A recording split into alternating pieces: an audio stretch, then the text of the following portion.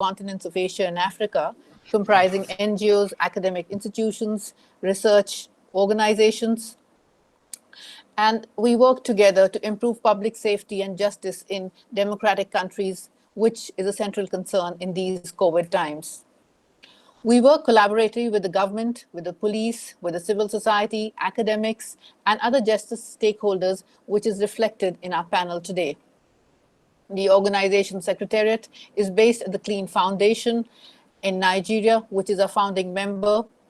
Our other members include the International Commission for Jurists, Kenya, the ICJK, APCOF, the African Policing Civilian Oversight Forum, which is based in South Africa, and the Tata Institute of Social Sciences, India, who are all partners to this webinar series. Before we get into the thick of discussions, I just wanted to request all of you to keep to the basic housekeeping on the webinars, which is to keep the audio mute. Please do keep the video on when you are speaking, and I'll invite you all to share your comments, your concerns and questions on the chat box from the moment go. We're going to be having, I'm going to give a short introduction, then we're going to have the panel. And as each speaker finishes their opening comments, we'll invite questions, and then we're going to have a roundup.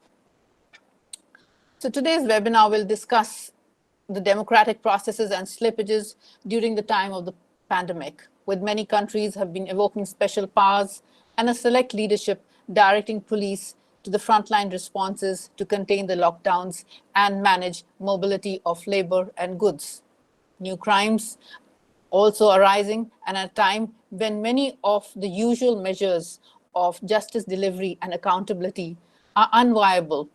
So how are these panning out along the existing socioeconomic fault lines, the religious and ethnic divides, the conditions of the poor, which have got exaggerated, and of course, the fear of the surveillance state, and how the police as a visible law and order arm of the state is shaping up, and how it can be strengthened to safeguard the fundamental rights and freedoms. Well, according to the Center for Civil and Political Rights in Geneva, as many as 84 countries have declared a state of emergency to the pandemic. And you have Michelle Bachelet, the UN High Commissioner for Human Rights, who has cautioned countries and called upon them to refrain from violating the fundamental rights under the guise of exceptional emergency measures. But the list of defaulting countries is only growing. And on top of that list is Hungary in the center of Europe. On 30th March, you had the Hungarian parliament issued what was called the coronavirus law, giving the Prime Minister Viktor Orban unlimited powers to rule by decree and without a timeline. There's no timeline for which period he has these unlimited powers, so no exit date. On the other end of the spectrum of consolidating power is Brazil. You have President Bolsonaro's inaction and non-seriousness. I believe he is even reported to have said that the virus is a hoax, it's a weak flu, and his erratic response has seen, well, not only his ratings plunge as a leader, but the corona cases have skyrocketed to make Brazil the latest hotspot with the highest transmission rates in the world today. Now, in between the spectrum, there are other democratic slippages. You have political space being conceded to the military in Indonesia because they didn't take timely and specific action. You have a brutal action being given by the Philippine leadership, which gave the which gave the army the in charge of the lockdown, and then also passed this order simultaneously that anybody who breaks the quarantine laws should be shot at sight. So thankfully, the army hasn't done any such thing, but you see that the kind of the democratic value, that the message that's going across on such accounts. You have other countries which have put just the democratic process on hold because elections haven't been held, unlike South Korea, which has been able to hold elections in the pandemic. You have countries like Ethiopia and Malawi, where elections have already been postponed, have been announced postponed, and the existing uncertainties, the trust deficit, conditions of the vulnerable, are just skyrocketing, and you have tensions in the racial and the divisive groups which are growing. Then you have also systemic discretions. So you have selective giving of, for instance, in Togo, you had the leadership announce a cash relief package, but only for those who had voting IDs. And since the opposition had rejected the election call, none of had these IDs available. So you have a use of selective discretionary powers that are directed to help certain sections and keep others out of the benefits of whatever little scarce resources there are. Now, the police, as the one of the frontline response systems and the state law and order machinery, has already been overwhelmed with the citizen containment in its various forms, and it has to continually navigate the new directions which are coming as the situation unfolds, while you find that the crime has also got rebooted. So you have new forms of violence. Cybercrime is one of those. We've already had discussions on how domestic violence has been increasing, and many of the other crimes are now coming out in the open. But the police is not equipped to deal on all fronts. The situation is not really very bleak, because you find justice stakeholders are rallying to deal with emergencies that are being thrown up and the uncertainties that are cropping up. And today we're going to discuss both the loopholes and innovations as they are unfolding in the 4 countries of India, Nigeria, Kenya, and South Africa. We have an excellent panel of experts and practitioners with a balance of both theory and practice. I'm going to start with Professor Aseem Prakash, who is the chairperson, the School of Public Policy and Governance at the Tata Institute of Social Sciences from the Hyderabad campus. As I mentioned initially, he is the host on hold for the Asia Conference of the AAAJD on police accountability.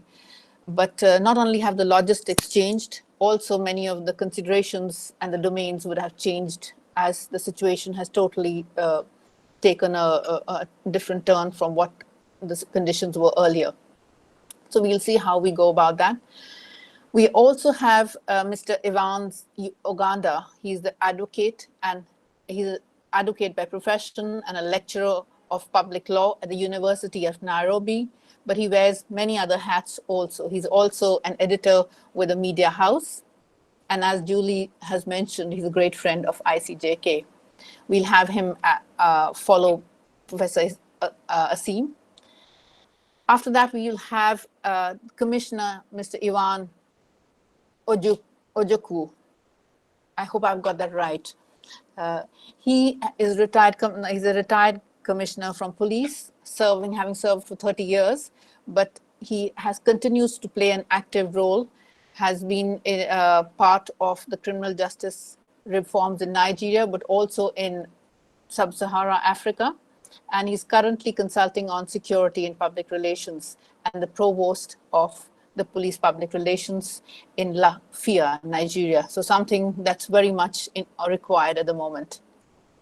And finally, we have Kelly Gillespie. She teaches at the University of the Western Cape, but she's also part of the C19, that is People's Coalition in South Africa, organizing anti-repressive activities. So we'll hear from each of them. I think 7 minutes each, 7 to 8 minutes. And then after 7 minutes, I'm going to ask everyone to round up and take on questions as they appear in the chat box. Before I invite Professor Aseem, I just wanted to flag that, and ask you, probably you're going to be dealing with this issue in any case. Do you think that the market is bending justice and health safeguards in India? We had the issue of the migrants, which is, I don't know, probably peculiar to India, where you have millions, perhaps a couple of lakhs of people who've been wanting to go back to their homes away from the cities and the rural areas where they're working, from one area back to their homes. And after great difficulty in logistics, the government did arrange some trains for them. But we saw in a particular state of Karnataka, after the chief minister allegedly had talks with the building lobby, they canceled the trains. So irrespective of the needs of the what the migrant labor wanted, you had a builder lobby assert itself because they wanted to kickstart the economy and they need the labor for that. We've seen this happening in a number of spheres. I'm sure you're going to shed light on it. Professor Seem, I invite you to share your perspective on the issues and trends emerging in the Indian context. Thank you so much, Remka, and a very good morning or good afternoon, depending on which time zone you are. Greetings from India. A very good greetings. So what I'm going to do quickly in the next 5 minutes or so is to understand the character of the state which has evolved. And a police or a coercive machinery of the state, a very subcomponent of the character of the state, which exactly mirrors the way the state is evolving. So how do we understand this?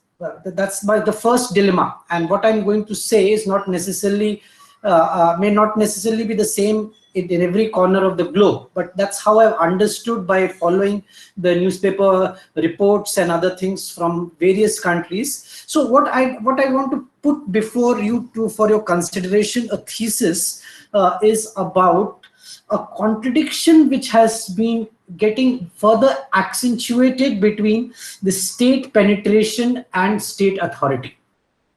Now, what is state penetration and versus state authority? When I say this, state penetration primarily entails the infrastructure power of the state, reflected in massive machinery of surveillance to identify, track, isolate, and quarantine individuals who are affected by COVID or have come in contact with them. Numerous phone apps facilitate this surveillance machinery. Most countries affected by COVID-19 have successfully implemented a complete or a partial lockdown.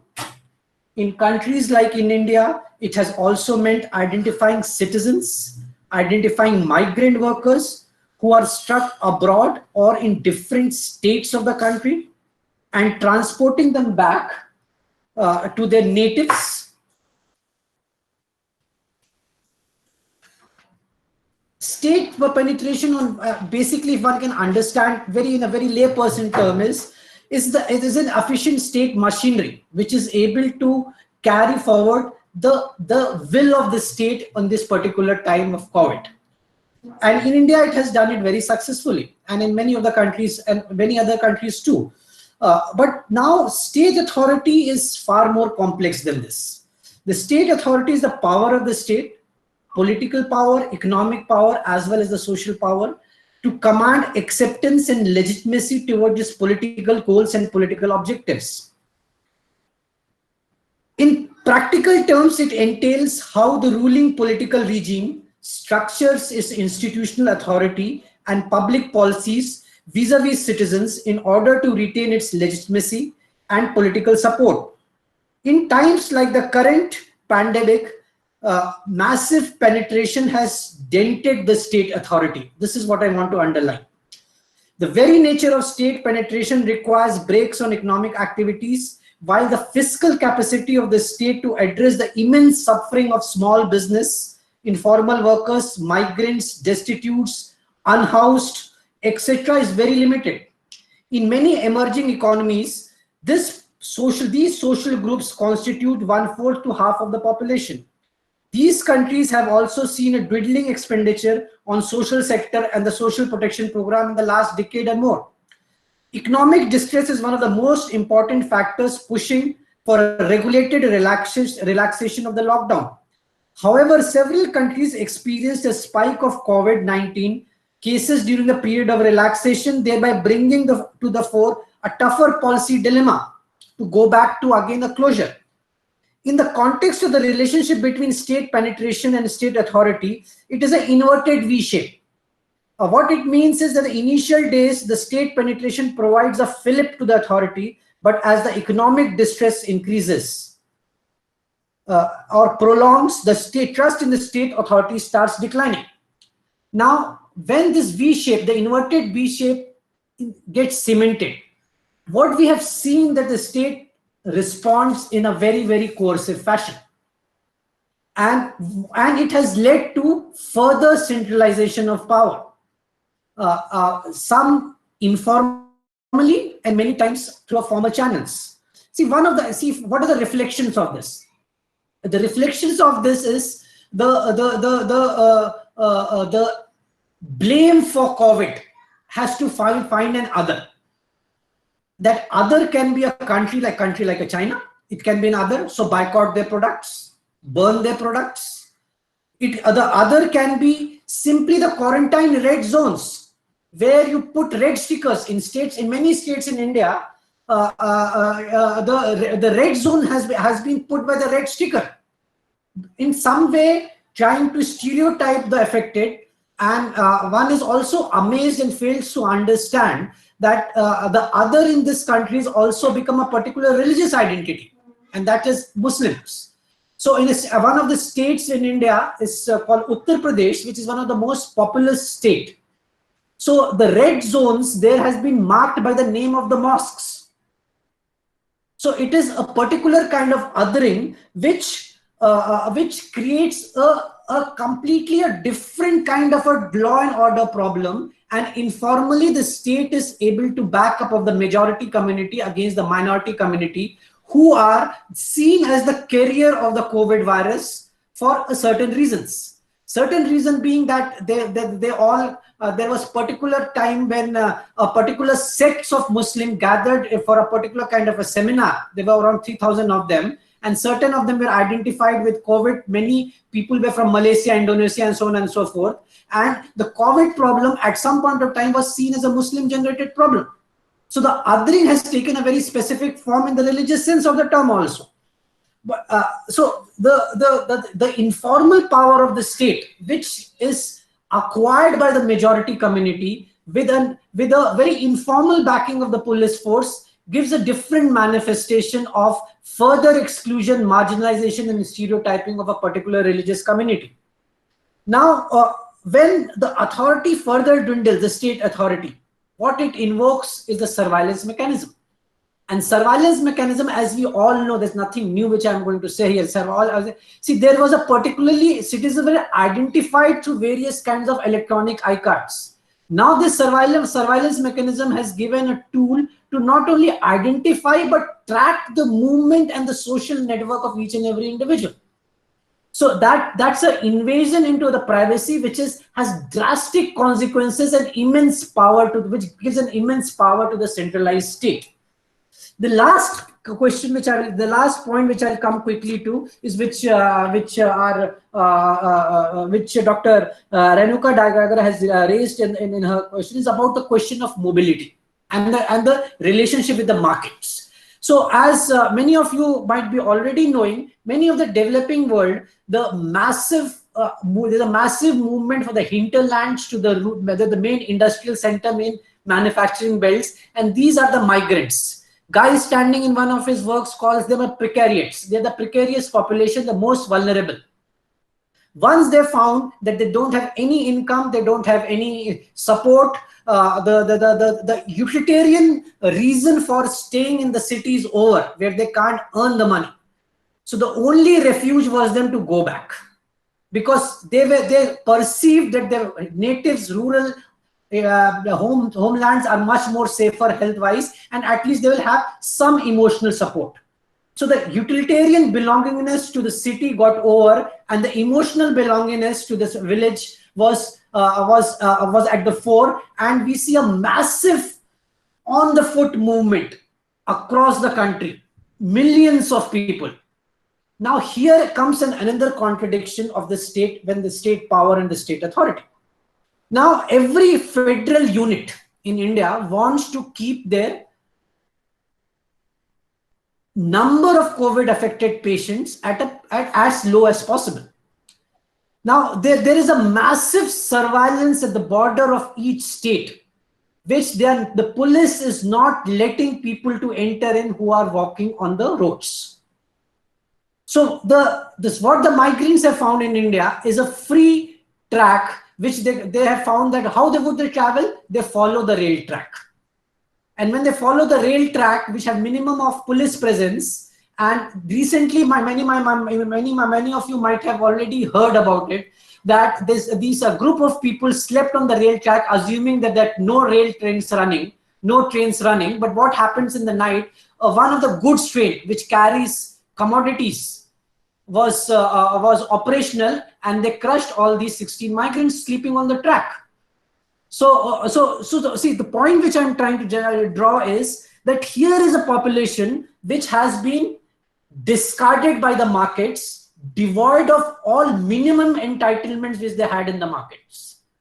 They're discarded by the market, not respected by the state and its social protection policies. They are on their own, a very weak social network. I'll take 1 minute, so you can finish. Yeah, you have any other thing? Discarded by the market, discarded by the state, and many a times attacked by the community because of the fear of COVID. So here is a population without any kind of a support, walking on the roads with a coercive arm of the police attacking them. I end here. Thank you so much.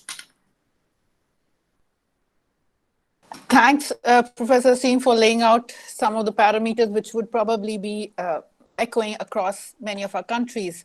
From what I gather is you're saying that the repressive state mechanism is not just the police, but also the mobilization of a fractured polity, a support to large capital. And we see that if the state is going about its business very efficiently, as business as usual and whatever it was already doing, but on the other hand, that you have a lockdown which does not allow civil society or justice actors to mobilize. And so the balance shifts, tilts largely towards whatever the state was wanting to do. And as it's penetrating and not being very just, you find that the authority starts getting questioned. And once the legitimacy is undermined, nobody's going to be listening to to what is required to even manage the health crisis or any kind of mobilization for protection of rights. Thank you for these opening comments. I'm going to see if we have any questions. People are still thinking about some of the things you raised. And we'll come back to, I think, questions as in when they crop up. And perhaps we can take them towards the end. What I'm going to do now is I'm going to move on to our next speaker. And we find that as all countries, with peculiarities, Kenya is also facing a rather different, peculiar situation. In fact, we find from reports that the government is conducting large-scale testing or wanting to conduct large-scale testing, and nobody is showing up. This is in contrast to many of the countries where people are demanding, where I've seen Clean Foundation, we've seen India, everyone is saying that we need to have mass testing to at least know what the situation is like so that we can manage the pandemic accordingly. But in Kenya, there's nobody coming to do the testing, even when the government announced that they're going to eventually announce that they're going to bear some of the costs or the costs of the quarantine.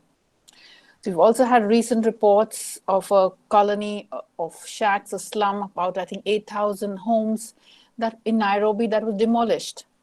And even though there was a court order against this demolition, but an interior ministry apparently gave the eviction order from the land because which is owned by a utility company. And the homeless have asked a rather pertinent question, that if the government are serious about the lockdown and people should stay in their homes, then why would they be destroying these homes? So you find that there's so much of skepticism, there's distrust is building, and to take forward this conversation context of the poor and the rising distress and distrust in the governments, we saw in earlier webinars, they were reportings that more people have died from police brutalities in Kenya than from COVID itself. So I'm now going to invite Mr. Evans Orlando, who's just the right person with the many faceted expertise he has in his basket to explain and give us some insights on the Kenyan situation and what can be done to protect the human rights and ensure the basic survival of the populations. Mr. Ivan Orlando.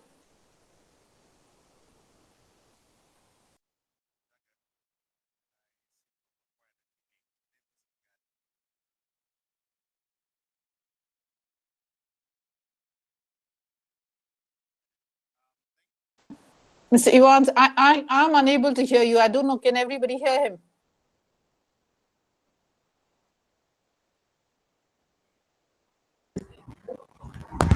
Sorry, we can't hear him. Okay, yes. Yeah, we can't hear. Gabriel, can you check his voice? I woke Let me up. call him. We go on to the next panelist. No, let me just call him on his cell phone to switch on his mobile. In just a minute. His voice, that is. I don't think he's on mute.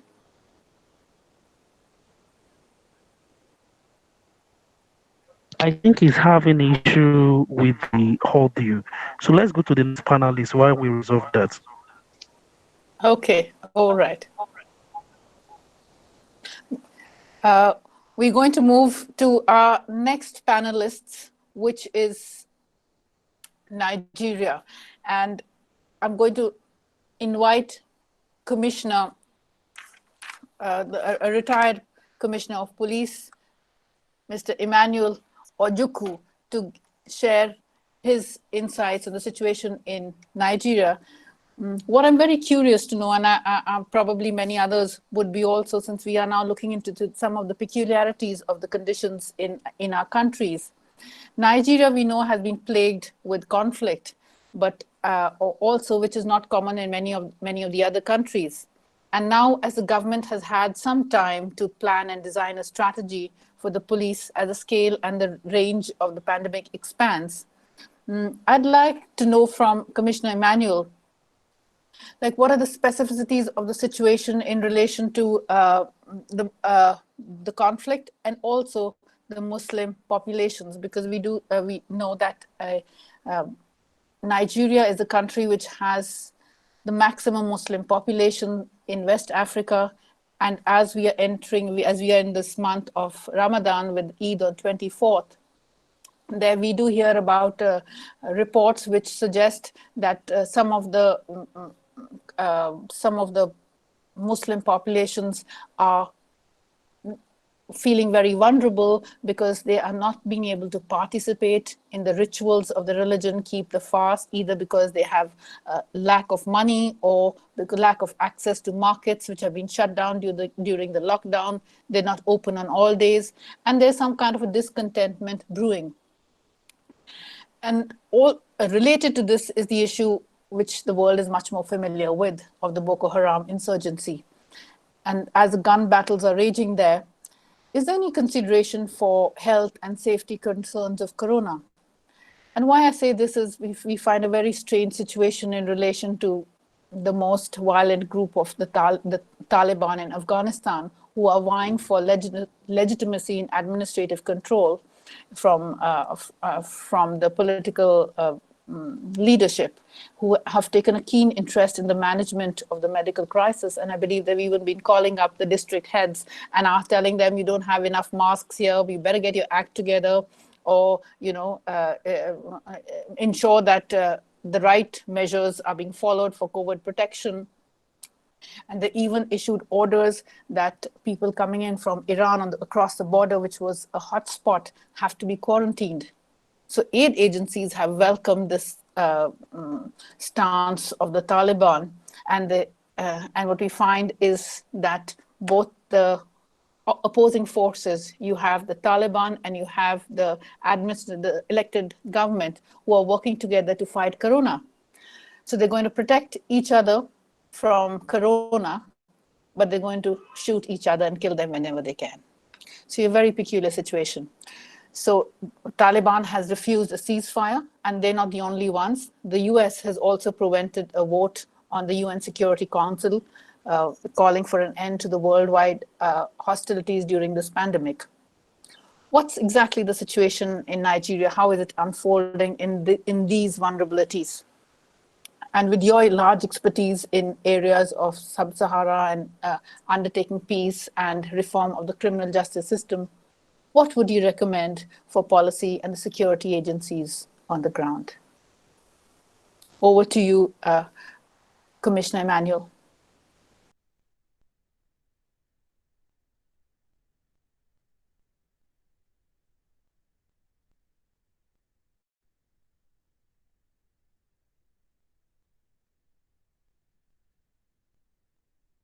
Commissioner Emmanuel, do we have you or have we lost you?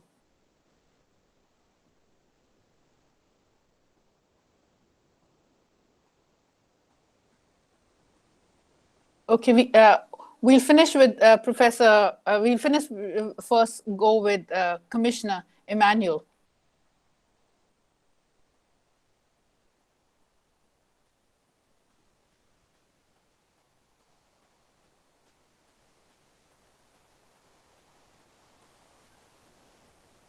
Let me say that in Nigeria, the crisis, apart from the public health implications, there are economic issues thrown up.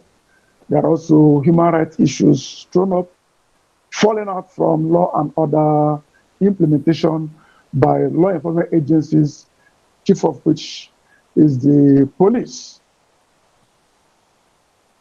So by and large, what you find is that before the COVID crisis, Nigeria was enmeshed in so many internal security challenges in the Northeast, Northwest, middle belt, South, and Southeast. All over the country, there were issues of insecurity, and the nation was bleeding from them. As COVID came up early this year, government response was a little slow. I guess they were judging issues, knowing which way to go. It took time for the policy to come up. And public awareness was galvanized more by the social media than by the orthodox government media. So there were issues of doubts, or issues of skepticism, cynicism, and what have you. As it were, COVID has come to stay, has come, and it come to ravage many parts of the world, Nigeria being a member of the community. Some have died, a good number are quarantined, a good number are receiving treatment, a good number also have recovered. But by and large, there's a palpable fear in the community. But in the heat of all of this, the police have been in the forefront of enforcing government lockdown, the restriction government placed on movement of persons and goods. In the process, some police officers, as well as other law officers, have gone out of their way to do what they ought not to do. We've had cases of people who were killed in the course of enforcement of these restrictions. Markets open some days they will not open. Supermarkets that sell groceries and medical stores were allowed to open. But many Nigerians were eager to resume their lives, go about their businesses, move to and fro. Now they had to meet the police at various checkpoints, scattered here and there, to frustrate that their move. So there were issues of infractions, resistance between the public and the police a good number of times had to apply forces that were beyond the code, beyond the standard operation procedure, which resulted in fatalities, some injuries, and all that. And some policemen also have been killed in the process of enforcing this lockdown. Coming to the Muslim community, a large number of Nigerians are Muslims, like half of the population. And as COVID came, as Ramadan came in the time of COVID, there were issues. But the Supreme Council for Islamic Affairs made proclamations on how Muslim faithfuls should conduct themselves in view of the pandemic. vis-a-vis social distancing, physical distancing, and what have you. And a good number have been following that. There were also some groups, Muslim groups, some clerics that went about to conduct services, and the police had to meet them. Not only the police, some other agencies involved had to confront them, and there were some infractions here and there. But by and large, they're going about it in an orderly manner. But we are concerned, many people are concerned about the state of affairs in the Northeast, which hitherto had over 1 million Nigerians as displaced, internally displaced persons, who are kept in camps, who are kept in unhygienic conditions, who are kept in very horrible conditions, so to speak. They didn't have access to food, water, and health facilities. Now, the pandemic has further worsened the situation. One wonders how somebody in such a situation, no good roof, no good food, no good water, and what have you, could maintain social distance when such camps are crowded. That creates a problem. And recently in Borno State, we began to have increases in number of persons who were afflicted by the COVID virus. As you had, we have also in Kano because of the large population. And let me recall that recently the governor of Kano State even had to ask for a little relaxation of the lockdown, of the restriction of movement, to enable Muslim faithfuls flow with their prayers, with their faith. But we know there are a number of many new cases of COVID in Kano, which, because people move around with them, it creates problems for every other person. And recently, because of such restrictions in Kano, because of the spike in Kano and some parts of the north, there have been a large movement of persons from the northern Nigeria to the south, where COVID had not fully infiltrated, where we have very few cases of reported COVID infections. There has been movement of people from the north to the south. Such movements, most of them nocturnal, to beat the police checkpoints at various interstate borders. By the time they get to some other states, they will get intercepted. And by the time you find what is coming up from those vehicles, human beings hidden with cattle or with load in very unsanitary conditions, it gives a cause for concern.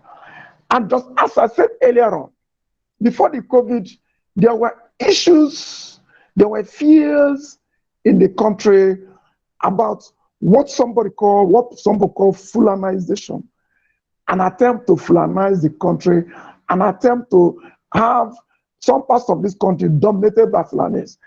It is in the perception. Government response to it has not been as pragmatic as it should be to dissuade Nigerians that this is not the case.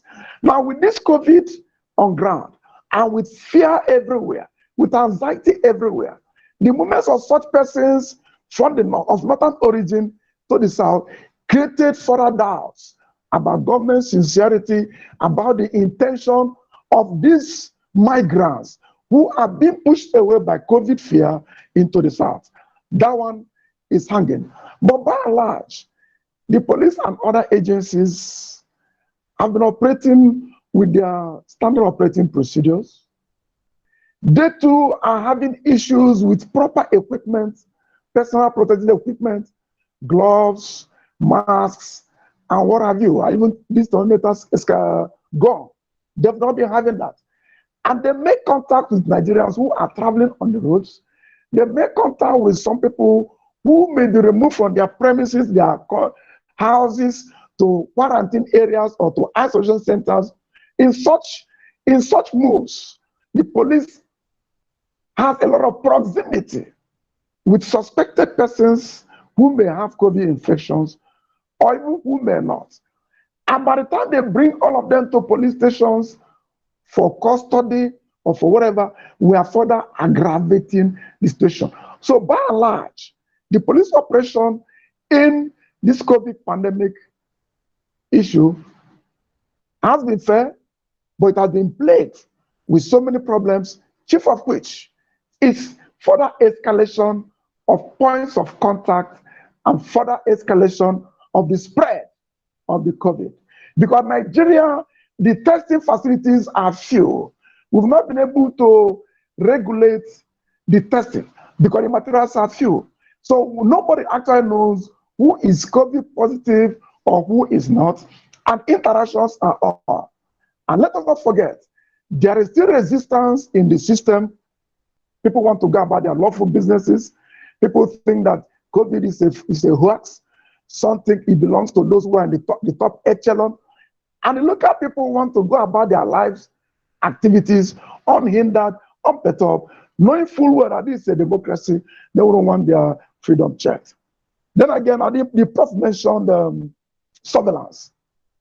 Whenever an index case was mentioned or was found in Nigeria, the authorities, NCDC and the rest of them, used to do what I call contact tracing.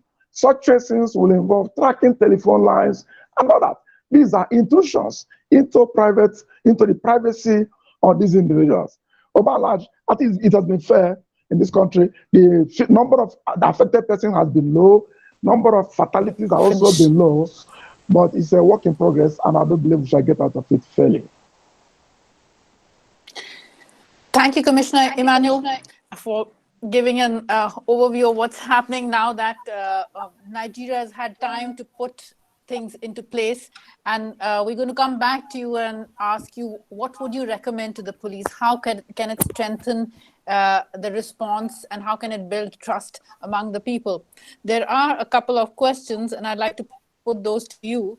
There's Ishita is asking if the pandemic is going to focus on issues of is going to focus people's attention to the public utilities and especially the public services of the police. So yes, we certainly do need to look into that, but we have to survive the COVID. And I'd like to ask your take on this. That how do you think what kind of opportunities does COVID present for improving and strengthening police and people's trust in police?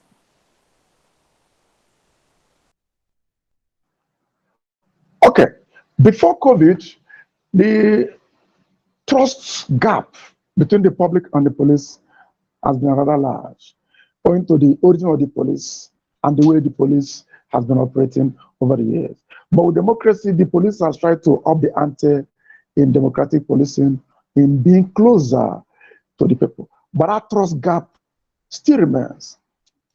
Now, recently, in view of the COVID-19 issue, because of the police were given the go-ahead to issue permits, allowing persons who are on essential services to go about their businesses without restriction. That permit, issuance of that permit, created an avenue of distrust between the public and the police. A good number of Nigerians even they scanned the original document and began to have fake ones. And somebody will say it was issued by the police, somebody will say it was issued by police. There were issues that people were collecting money for it. That further created trust gap within the public and the police. And in many areas, the police were supposed to talk to members of the public on the reality on the ground.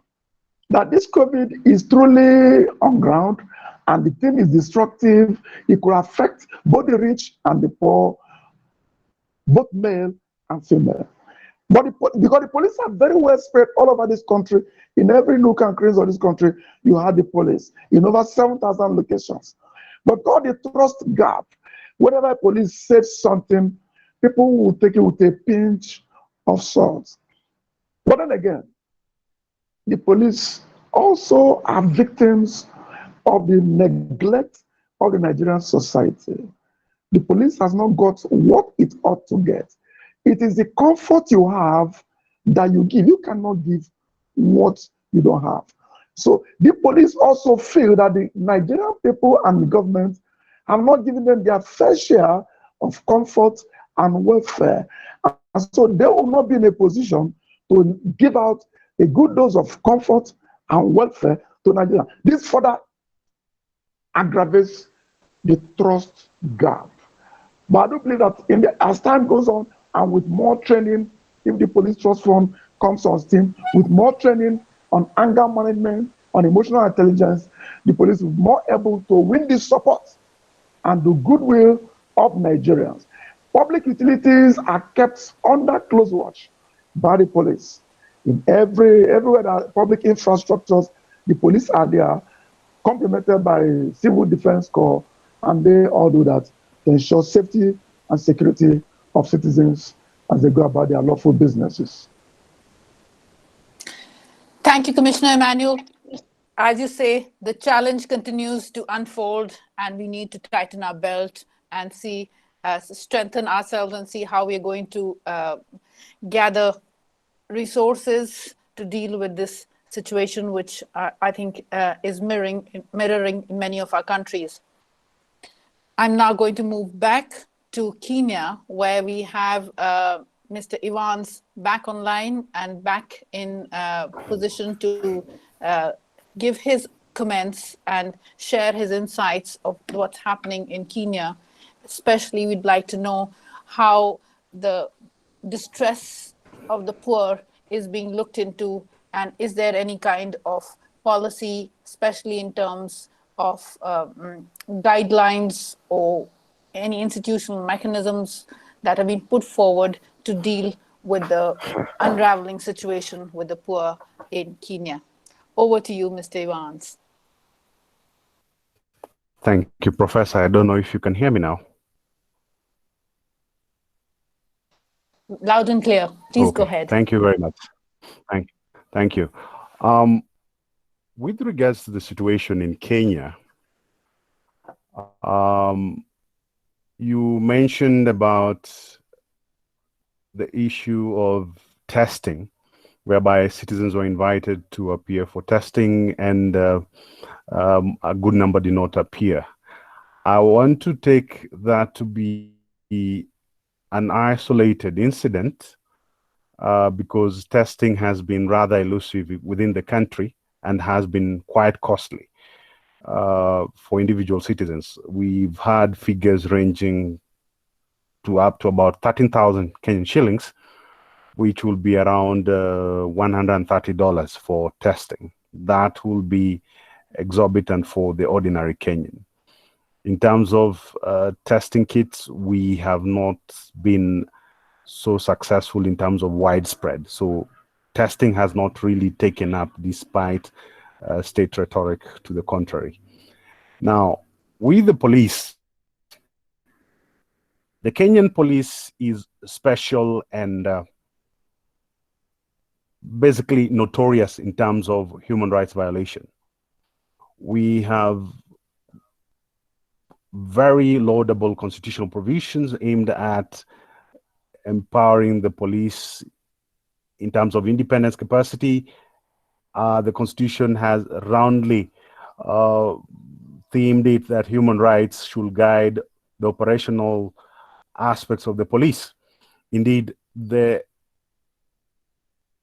Inspector General of Police ought not to take commands from anybody in terms of operations. But the practice on the ground has been that has been flouted. And we are back to a scenario where the provisions of the Constitution have been neglected and the police service is essentially a political tool. In terms of COVID-19, that will mean that the police force has borne the brunt of criticism for its brutality. We've had, the other day, we had this man whose one eye was gouged out. We've had people being beaten, bribes being taken. That has been synonymous with the image of the police force for the ordinary Kenyan. Trust levels, as Commissioner Ojukwu was talking about, I will not tell you that trust levels in this country with the police has been at very good levels. We've had our share amount of concerns with police brutality and corruption.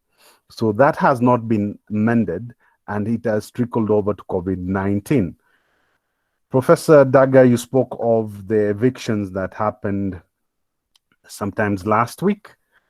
That is again synonymous with the image of the police, because the police led the eviction despite a court order. The police woke up people very early in the wee hours of the morning at 5 o'clock. These people slept in their humble houses with the comfort that they had the blessings of a court order. That was disregarded. The police beat up people, items were stolen, looting, and this is in the midst of the pandemic. So in terms of state police-state relations with the citizen during the period of the pandemic, it's not been improved. We have historical bad blood between the police and the citizens, and nothing has been done. We've had one or two instances of declared intentions to deal with police that were brutal, but unless and until we have evidence of the same, Kenyans are largely skeptical of the police.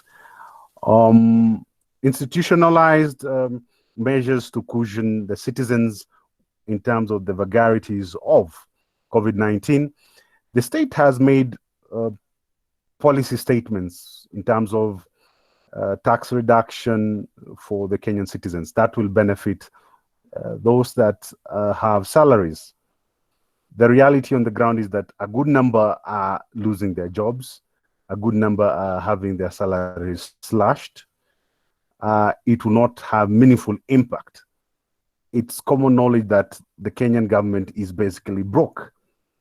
So we don't expect much in terms of rebate and any meaningful fiscal tax measures to help the citizens. So it's a wait and see attitude that Kenyans are having. We are not very hopeful in terms of what the state will do. We need to see at the end of this what meaningful measures as a stopgap measure. We've had individual citizens step in to help individual Kenyans. We've had people who've given food, people who are fundraising to help needy Kenyans. Those are stopgap measures to help where the state has not done much. Thank you, Professor. Thank you, Mr. Evans. I think from what you say, that there have been this. Not only is the trust levels poor with the state and the police, also there's a resource crunch, there's scarce resources, and common people have been coming forward to what you'd say provide relief, survival, ad hoc relief in terms of food or maybe some cash relief.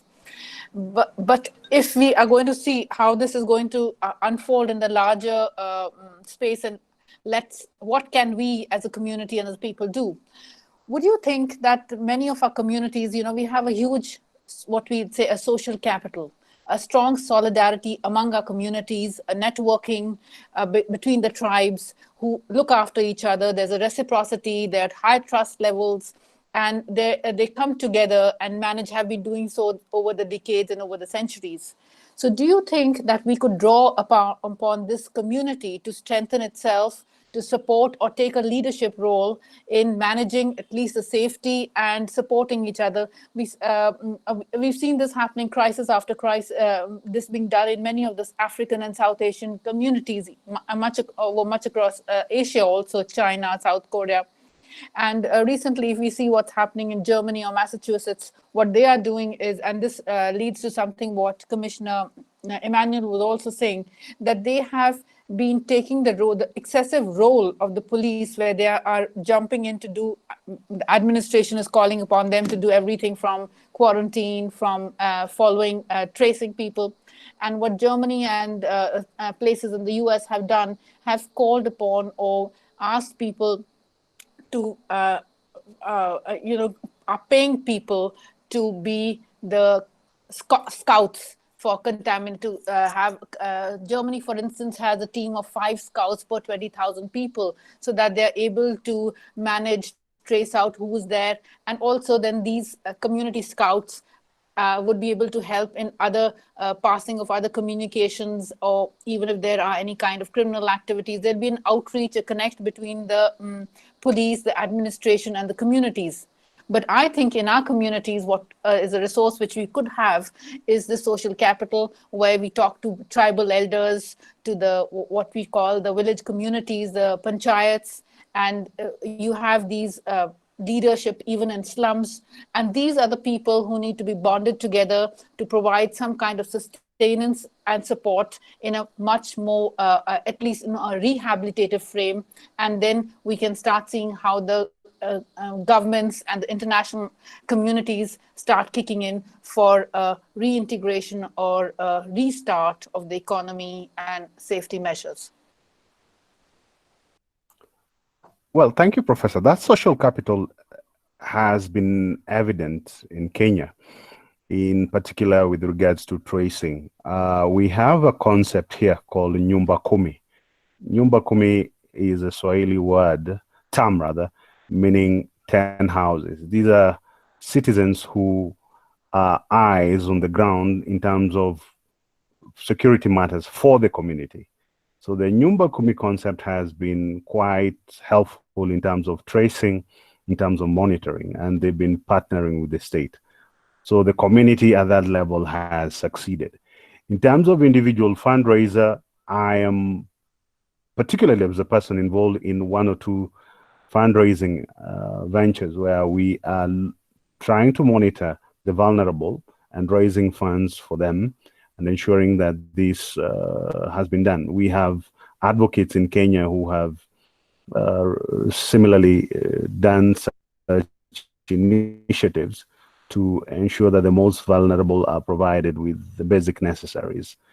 These are ad hoc moves, sometimes will not be sufficient, but in the long run, the Kenyan state has been asked questions in terms of state welfare institutionalization. We've had challenges before.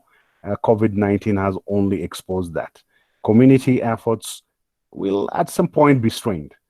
I think in the long run, the Kenyan state will need to think better in terms of state welfare.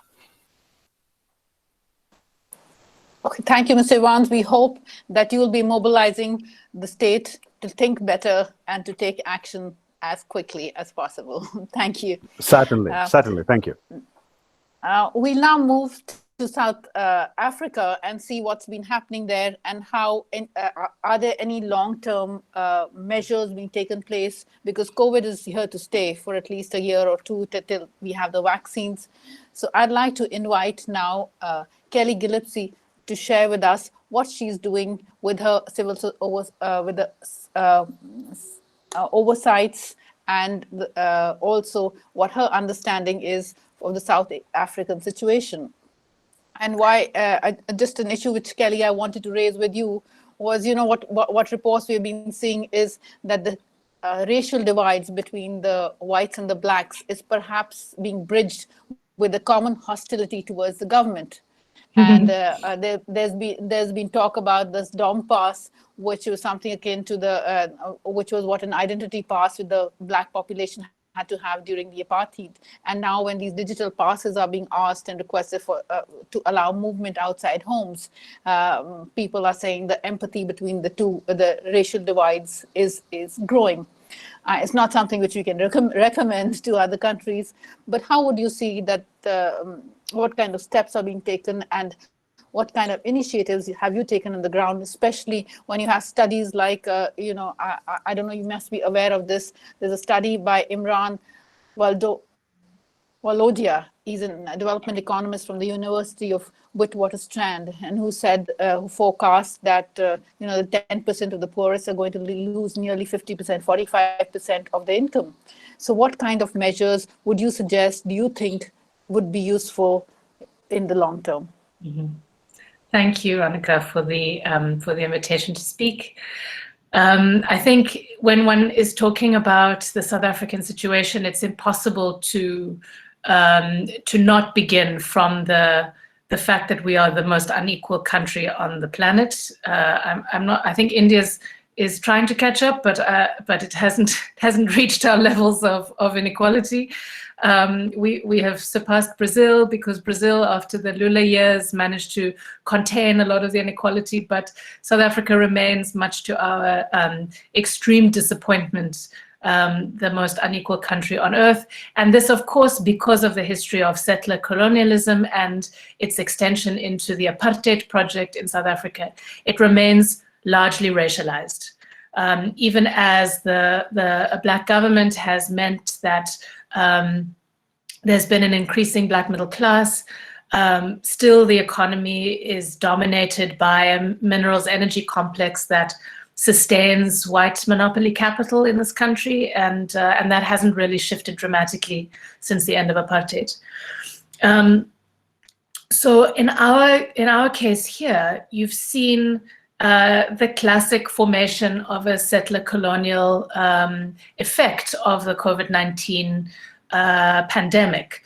You've seen those people, mostly white, not only, but mostly white, who were on some kind of international travel, either for business or for pleasure, contracting the disease overseas and bringing it back into the country through that kind of travel.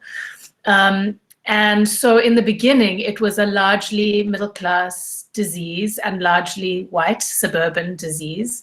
And that was fairly well contained through a strategy of lockdown and a strategy of that was managed quite effectively through a private healthcare system that only very few people in South Africa have access to. So the lockdown and the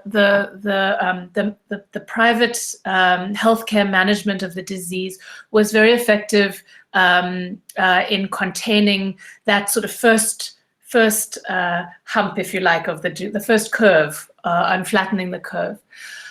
But what we've seen now increasingly is that with community transmission, the numbers are starting to rise dramatically in the non-suburban parts of the country, which is the majority of the country, which is majority poor and majority Black. And so we have this sort of double humped, curve going on, the one which matches precisely onto the nature of the economy and the history of the settler colonial history of our country. The difficulty is that as with many other parts of the world, the police and increasingly the military are the ones that are being deployed to manage the lockdown. National disaster regulations are in place.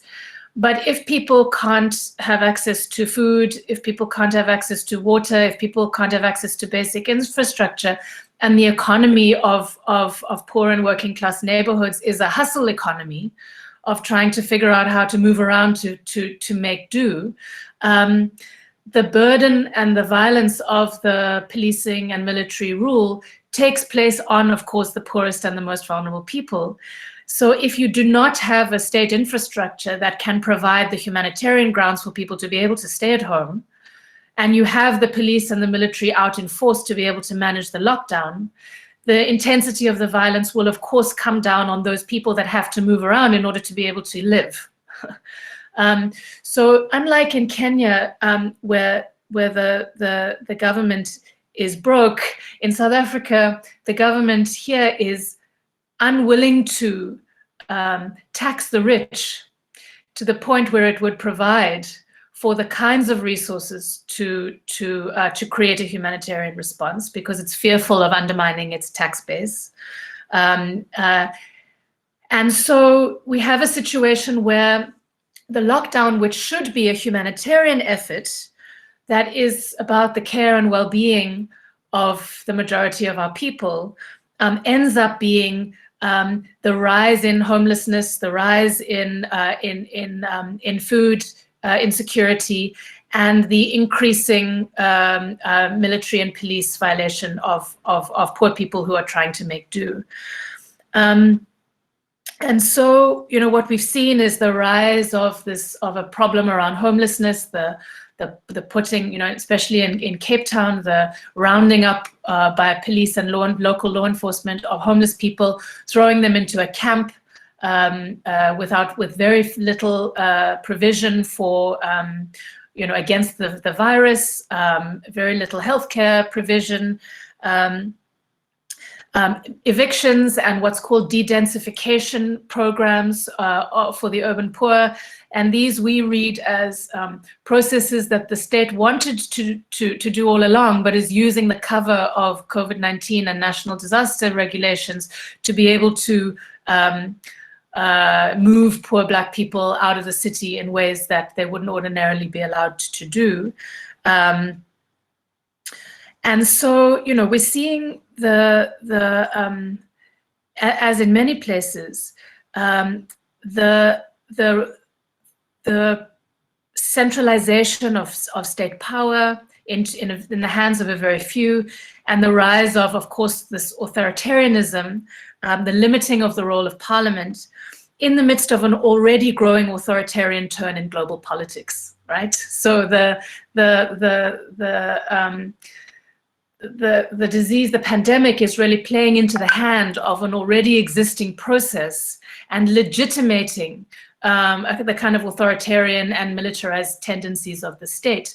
So I heard a colleague use this term yesterday about how the military becomes militarism is understood as a kind of therapy for COVID-19, right? When you see the might of the military, you feel like you're going to be safe. But in fact, what it's doing is entrenching already existing authoritarianisms and inequalities. And in South Africa, as probably many of you know through working with colleagues in South Africa, we had a kind of heyday in the 1990s of trying to democratize police and military, of trying to think about how do we turn the apartheid state security infrastructure towards a democratic project with community policing forums and retraining of police warders and of prison warders and policing, repurposing the military for humanitarian and peace purposes.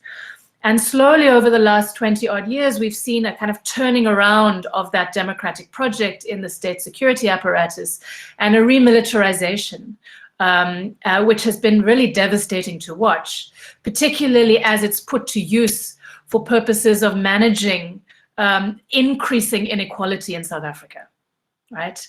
And for us, the greatest expression of this was the massacre of workers during the mining strike in Marikana, right? The killing of workers on strike in Marikana. And so when we went into COVID-19 national lockdown regulations, and we saw the police on our streets, and we saw the military on our streets, what that reminded us of was not only apartheid, but also of the very real threat of another Marikana. And so to your question of what can we do in this time, there are many of us that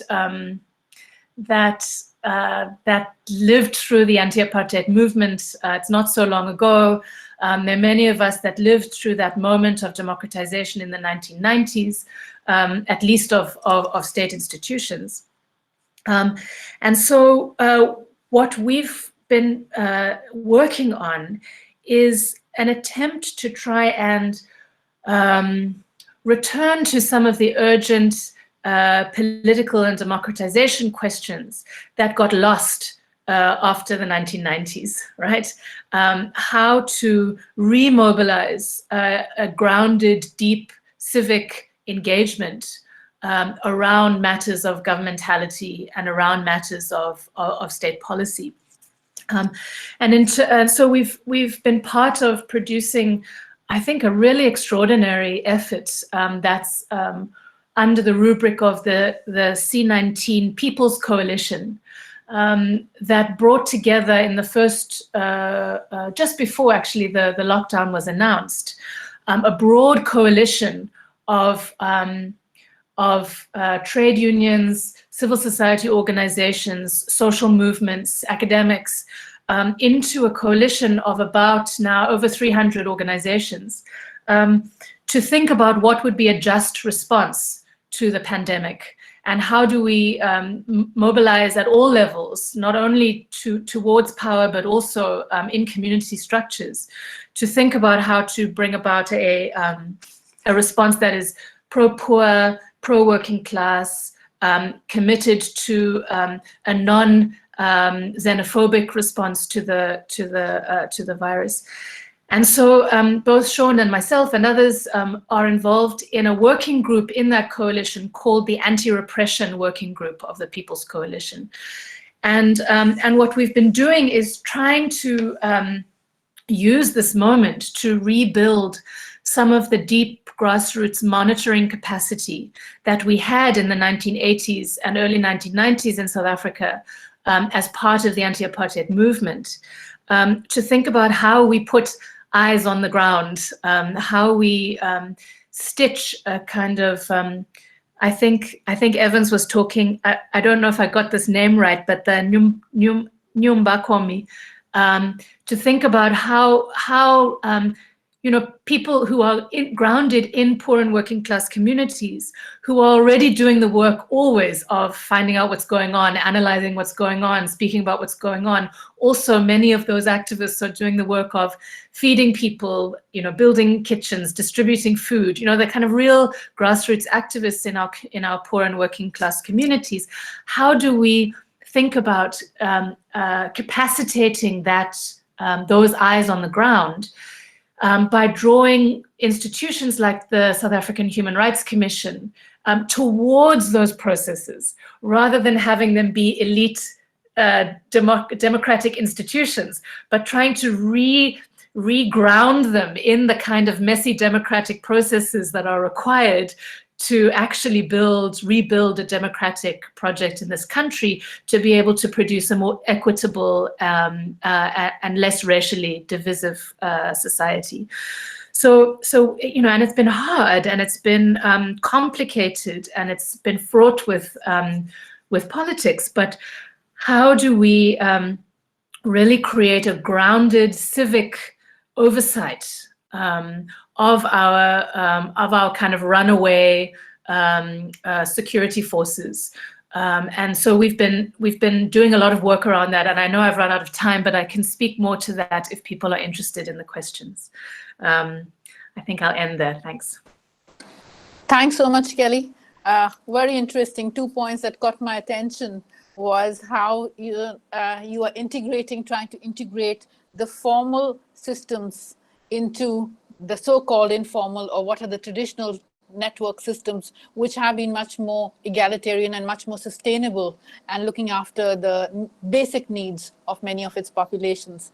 And I think the other issue which you drew attention, again very vital, is that how the core concern of a democracy continues to be the civil and political rights, and that's which needs to be strengthened, and very much so at the grassroots level. And again, something of how we build the social capital, which is a resource many of our poor countries, not all of us have coffers of what South Africa may be having.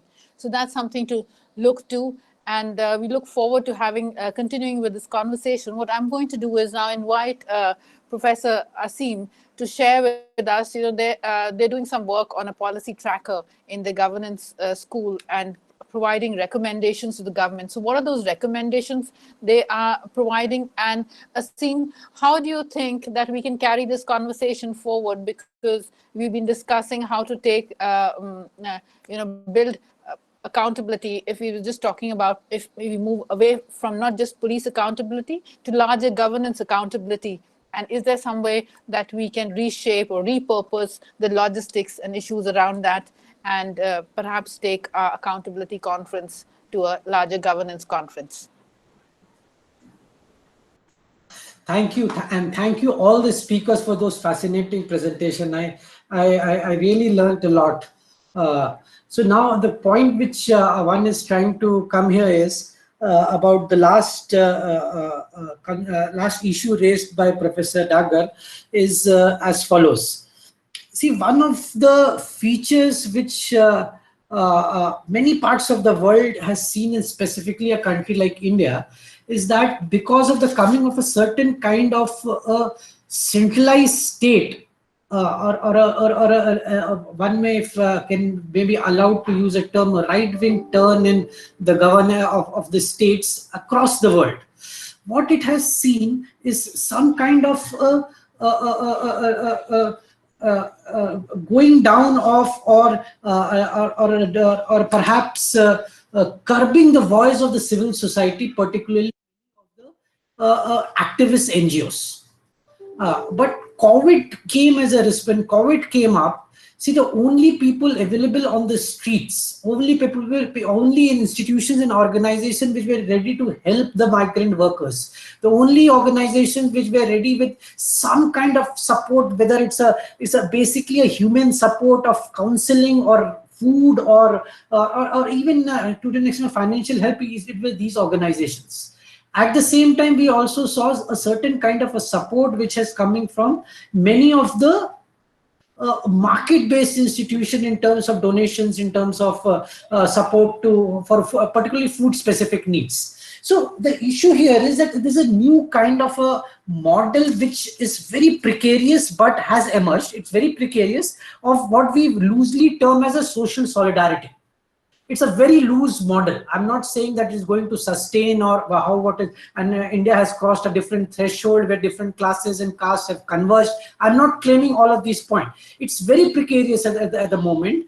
And can we think of a mechanism where diverse stakeholders can step into and create a model of accountability for a just governance? And that's just a very peripheral idea. I really, and again, I reiterate myself, I'm not at all claiming or at all saying that that the conflicts have been resolved, the capital and the labor have started working together. There's all kind of, the way the South African situation was described is absolutely the same character of the state here, where the state refuses to tax the rich, the state refuses to give any kind of institutional income support to the poor who are without jobs. So I'm not claiming any of those things, but there's semblance of certain institutions coming together.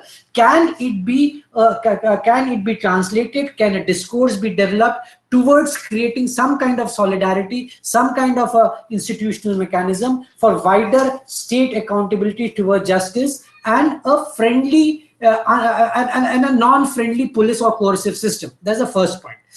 Second point, which one wants to put through is about, see, COVID is a serious crisis, but it's also an opportunity. The opportunity, what I mean by opportunity is that if you see the history of the urban settlement across globes, they have been built on pandemics. The all people's institutions, decentralized institutions, have come after the pandemics, which has been gradually dismantled from 1991 with the inroads of market under the neoliberal framework. The institutional arrangement may differ from country to country, but by and large, the market has crept in, and many of the institutions which were for the poor, which were provide certain kind of social protection, have been dismantled. So can we use this opportunity to build an alternate discourse towards a just and a decentralized system? That's the second point, because the history tells us that pandemics have given us a huge opportunity across Europe, US, and Latin America. That's the second thing. Third is what Professor Dagar briefly shared was about so what we have started doing here in a very small way, it's about tracking each and every policy announcements with the union government and the state government mix, and try to see that how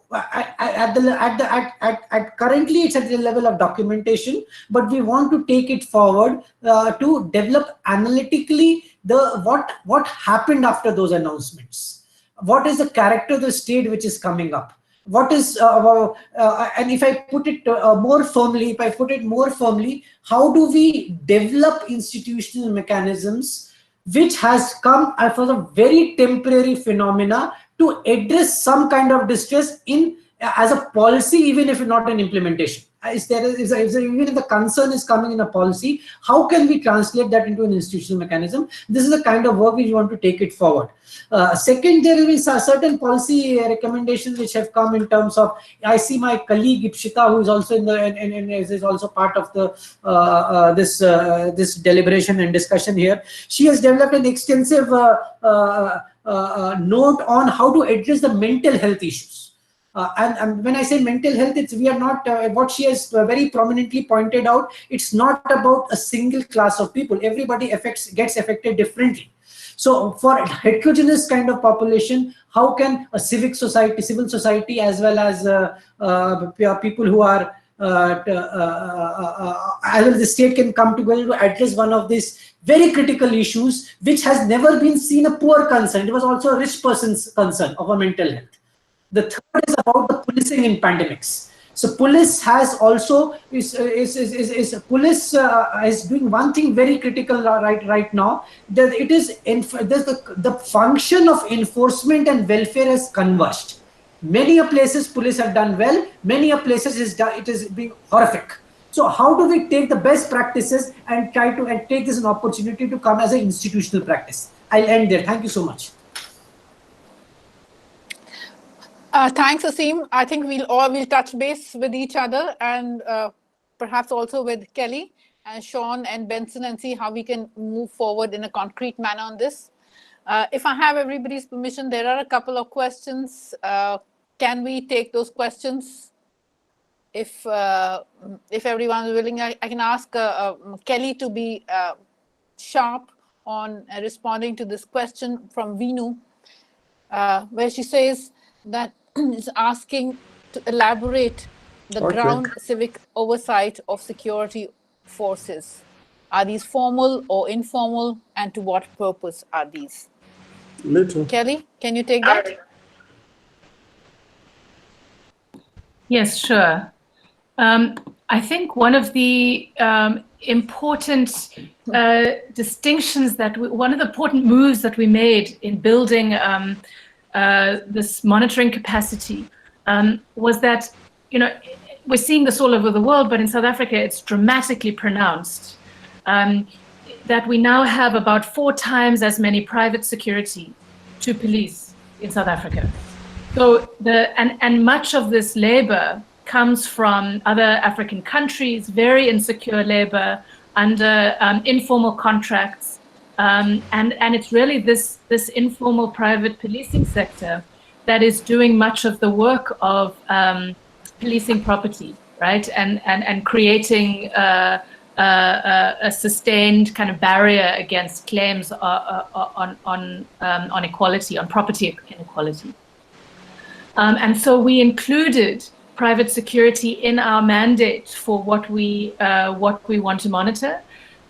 Just to say that we've now trained about 400 monitors, and it's been complicated to do this because we've had to do the training online, right? So over Zoom.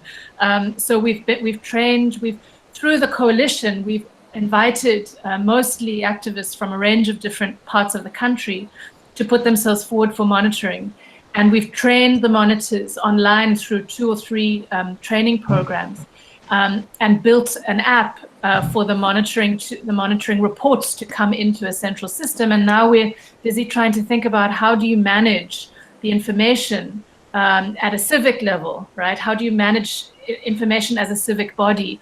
Where is it housed? How do you make sure that it's reliable, that it protects the information? So we're also now engaging with with civil society organizations in South Africa that think about data security.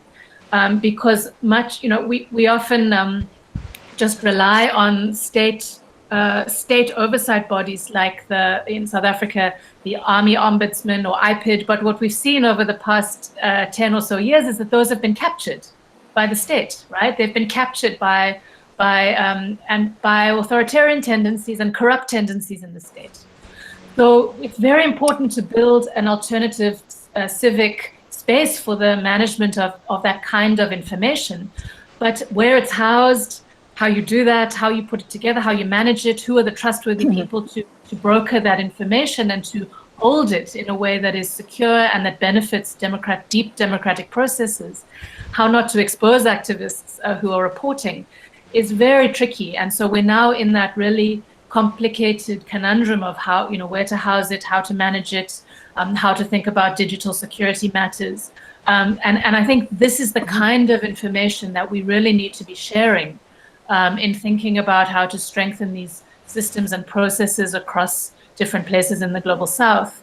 What are accountable mechanisms, and how do we think about deepening and securitizing and protecting them from capture and from spies, from all kinds of things that would discredit accountability. Thanks.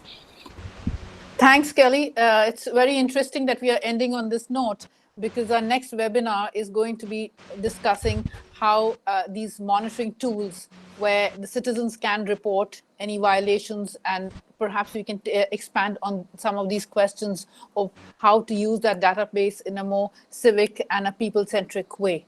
So we'll take that forward in the next webinar on 21st, same time on Thursday. I'll also take this opportunity to thank all our panelists, Kelly, Asim, Evans, and Commissioner Emmanuel, and all our participants who have been listening to this conversation so patiently. And I'd like to also suggest that we take forward some of the recommendations and the issues that have come across, and I'll be in touch with some of you informally to see how that we can develop this as ongoing activity, as a project, or maybe as a course or training of this in a more systematic way across many countries. So thank you all for your patience and for your contributions. There's a lot of thought to chew on, and look forward to seeing you next week. Thank you so much.